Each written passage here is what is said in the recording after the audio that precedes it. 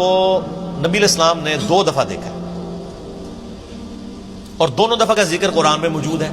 سورۃ النجم میں آیا کہ شب معراج بھی دیکھا تھا، اور یہ اس افق مبین کا ذکر ہے جو بخاری مسلم میں آتا ہے کہ نبی علیہ السلام پہ جب وہ دوسری دفعہ وحی نازل ہوئی نا، یا ایھا المدثر، اس وقت نبی علیہ السلام جب پہاڑ سے نیچے اتر رہے تھے، بخاری مسلم کے الفاظ ہیں کہ مجھے آواز ہے یا محمد، میں نے دائیں دیکھا بائیں دیکھا، حتیٰ کہ میرے دل کے اوپر خشیت طاری ہوئی کہ کوئی ایسا بندہ مجھے پکار رہا ہے جس کو میں دیکھ نہیں رہا۔ تو کہتے ہیں میں نے یوں نگاہ اٹھا کے دیکھا تو پورے افق کے اوپر مشرق سے مغرب تک فرشتہ جو ہے جبرائیل وہ چھایا ہوا تھا اور وہ پکار رہا تھا نبی علیہ السلام۔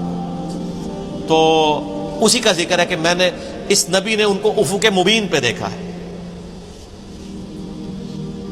اور دوسری دفعہ شب معراج بھی دیکھا۔ تو یعنی 2 دفعہ اللہ تعالیٰ نے فزیکلی جبرائیل علیہ السلام کو اصلی حالت میں دکھایا۔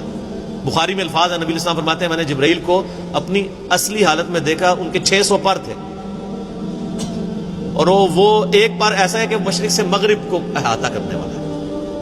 اور اللہ کی قدرت دیکھیں کہ اتنا بڑا جبرائیل جب نبی علیہ السلام کے سامنے حاضر ہوتے ہیں تو انسانی شکل میں آ جاتے ہیں، جو صحیح مسلم میں کتاب الایمان میں پہلی حدیث ہے، 93 نمبر حدیث ہے، جبرائیل جو سفید کپڑوں میں اور کالے سیاہ بالوں میں ایک بندہ آ کے صحابہ کو چیرتا ہوا سیدھا آ کے حضور کے گھٹنوں کے ساتھ گھٹنے ملا کے بیٹھ جاتا ہے۔ سارے دیکھتے ہیں جی اتنا فرینک بندہ، یعنی نبی علیہ السلام اتحیات کی حالت میں بیٹھے ہیں میں صحابہ کے درمیان۔ اچھا، نبی علیہ السلام اکثر اسی حالت میں بیٹھتے تھے، یہ عاجزی کے زیادہ قریب ہے۔ ویسے تو چوکڑی مار کے بیٹھنا بھی سنت ہے، احتبا کرنا بھی سنت ہے، یعنی گھٹنوں کو اٹھا کے اور یوں ایسے۔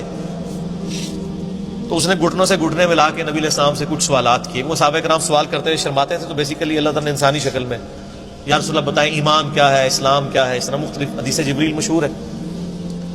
تو جب وہ چلے گئے تو نبی علیہ السلام نے صحابہ سے کہا جانتے ہو یہ شخص کون تھا؟ یہ جبریل تھا، تمہیں ایمان سکھانے کے لیے آیا تھا کہ تم یہ سوالات نبی علیہ السلام سے بیسک سیکھو۔ تو یہ اللہ کی جناب قدرت ہے۔